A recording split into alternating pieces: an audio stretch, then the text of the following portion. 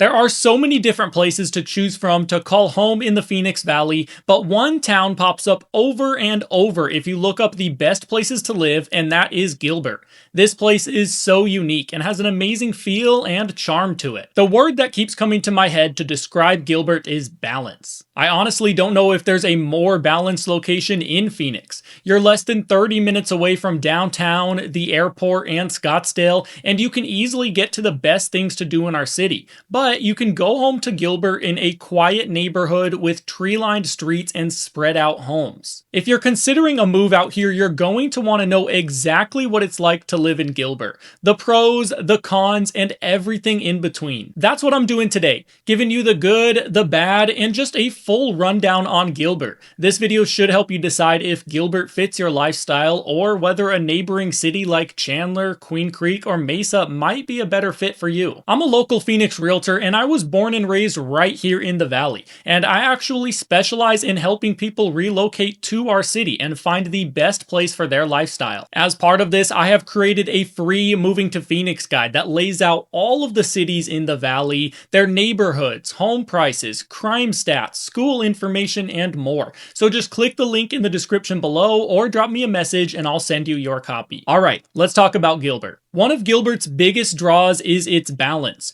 You're close enough to all of the action in the valley, but you still get more breathing room, a slower lifestyle, and quieter streets than in the more central areas like Phoenix or Tempe. From Gilbert, you're about 20 to 30 minutes away from downtown Phoenix in the airport, and you can also get to Mesa, Chandler, and Scottsdale pretty quickly. Everyone knows Scottsdale is the place to be in Phoenix, and it really is. They have so many events there, world-class dining, and of course golf. So being less than 30 minutes away from there is a huge plus. Because Gilbert has grown so much, you'll find all of the daily amenities that you could want. Grocery stores, big retailers like Target and Costco, fun restaurants, local shops, and one of the unique charms of Gilbert is that there are a lot more locally owned ma and pa restaurants and businesses here, which is great. Gilbert tends to feel more suburban, calm, and family oriented, though it's getting a bit more energetic in certain districts like downtown Gilbert. And this is the great balance of this town that I mentioned before. You're going to have safe, quiet neighborhoods with spaced out yards, but you're also going to be close to all of the conveniences you need, and you're going to have a nice mix of nightlife available in downtown Gilbert, where they have a small row of trendy bars, restaurants,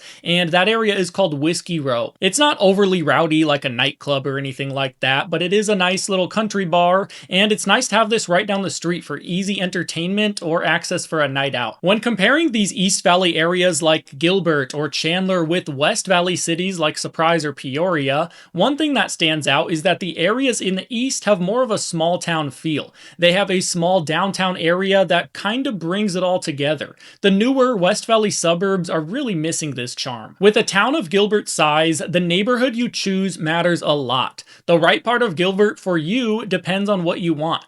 Do you want new builds or older, more established developments? Do you want a larger backyard? Do you want to be closer to the downtown area? All of this will change what neighborhoods in this town are right for you. We have a lot of nice options here in Gilbert, and it's consistently ranked one of our hottest housing markets in the whole valley. With that does come increased competition for housing, which leads to somewhat higher prices than the West Valley counterparts, where the markets do tend to be a little bit slower. Val Vista Lakes is a popular, established neighborhood with good amenities and pretty waterfront home options. Power Ranch is a newer, master-planned area with parks, trails, and good schools. And Agritopia is famous for its tree-lined streets and small-town charm. A lot of people move to this area in search of larger backyards and more spread-out homes, and you'll find a lot of that here. Circle G Ranches is a good neighborhood for this, with a more rural feel and half-acre and larger lot sizes. Home prices in Gilbert will vary widely. You can find moderately priced subdivisions, mid-range homes, and luxury homes with large lots. The trade-off is that the newest homes and high-end neighborhoods will often command a price premium. The median sales price in Gilbert is $590,000, but like I said, this varies greatly. There are home options below $400,000, but there was also a home that sold here earlier this year for $4.2 million. But you can find a nicely cared for home with a larger yard and a pool for between $600,000 and $800,000. If you're looking for larger lot sizes, privacy, and a semi-rural feel, some of the newer fringe areas in the southern part of town may be your target. Gilbert used to be more agricultural and semi-rural in character, but over the last few decades, it has kind of changed. Now it's home to a mix of industries and employers. But many residents work in tech, healthcare, or manufacturing, often commuting to Chandler, Phoenix, or Tempe. Gilbert greatly benefits from its proximity to Chandler and other employment hubs.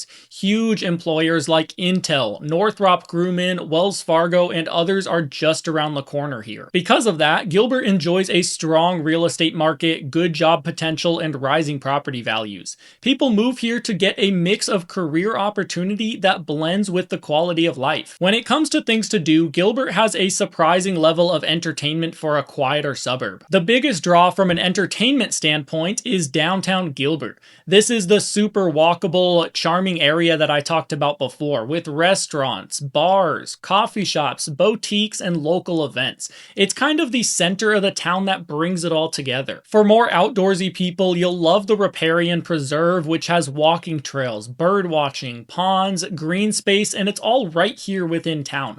Gilbert also invests heavily in parks, community recreation centers, splash pads, sports fields, and those types of things which are great especially for families. While Gilbert itself doesn't have any major mountain ranges, you're within 20 to 40 minutes of great desert hikes, with the South Mountain trails being nearby and the Superstitions not being that far either. You also have some lakes in the East Valley, highlighted by the beautiful Saguaro Lake. Here you can go boating, jet skiing, fishing, and the nearby Salt River has popular tubing spots as well. Gilbert isn't like widely known for golf or anything, but it does have plenty of nice courses in the town, as well as a ton in the surrounding areas. If you want world-class golf, Scottsdale isn't too far away either. So while Gilbert isn't the ultimate outdoors capital, you're not sacrificing much. You just give up being right against the mountains like some other areas might offer. If schools are important to you, Gilbert scores pretty well. The Gilbert Public School District and several nearby districts are among the more respected ones in the entire valley. Here in Arizona, we are not at all known for our great schools, aside from a few select districts that are standouts, and Gilbert is one of those districts. There are options for public, charter, and private schools,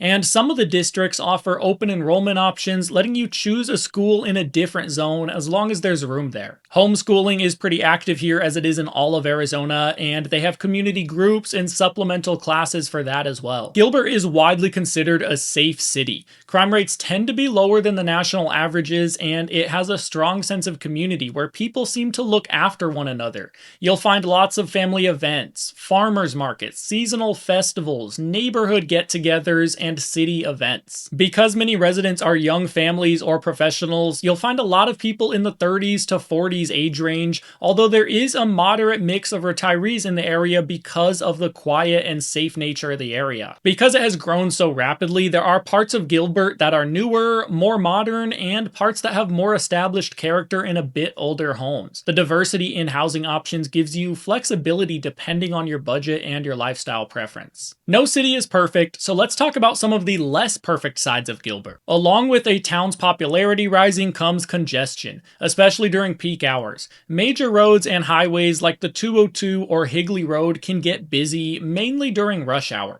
but traffic will be considerably less of an issue than you'll find in neighboring Queen Creek or even Chandler. Commutes can be another issue. Depending on where you work, you might still be commuting to Phoenix, Mesa, or Scottsdale, which aren't necessarily far away, but 20 to 30 minutes each way can add up. That's the cost that comes with living in the quieter suburbs, though. I mentioned this before, but you don't get those dramatic mountain views or immediate access to the wilderness like you might find in North Phoenix, Scottsdale, or North Peoria. And in Gilbert, especially in highly desirable neighborhoods, the housing supply can be tight, competition remains high, leading to elevated prices. This is another downside that comes with calling one of the most desirable suburbs in Phoenix home. If you're thinking of making a move to the valley, Gilbert should absolutely be on your radar. It offers comfortable suburban lifestyle, good schools, a lot of family-friendly amenities, and the word I keep coming to is balance. As I mentioned before, this town seems to offer the best of both worlds.